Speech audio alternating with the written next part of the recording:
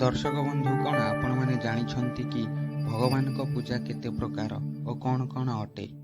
ଦର୍ଶକ ବନ୍ଧୁ, ଭଗବାନଙ୍କୁ 4 ପ୍ରକାରର ପୂଜା କରାଯାଇଥାଏ।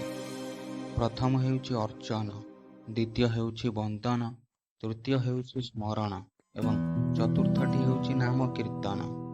ଏହି 4 ପ୍ରକାର ରୂପ ମଧ୍ୟରୁ ଭଗବାନଙ୍କୁ ଯେକୌଣସି ଗୋଟିଏ ପ୍ରକାରରେ ପୂଜା କରାଯାଇପାରେ।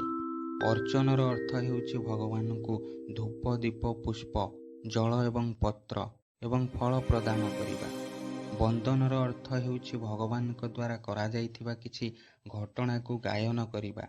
ଏହାଦ୍ୱାରା ମଧ୍ୟ ଭଗବାନ ତାଙ୍କ ପୂଜା ଗ୍ରହଣ କରିଥାନ୍ତି। ତୃତୀୟରେ ହେଉଛି ସ୍ମରଣ। ଭଗବାନଙ୍କ କୌଣସି ଏକ ନିର୍ଦ୍ଦିଷ୍ଟ ରୂପକୁ ହୃଦୟରେ ସ୍ମରଣ କରିବା ଦ୍ୱାରା ମଧ୍ୟ ଭଗବାନ ସେହି ପୂଜାକୁ ଗ୍ରହଣ କରିଥାନ୍ତି। ଚତୁର୍ଥ ଏବଂ ଶେଷଟା ହେଉଛି ନାମ କୀର୍ତ୍ତନ।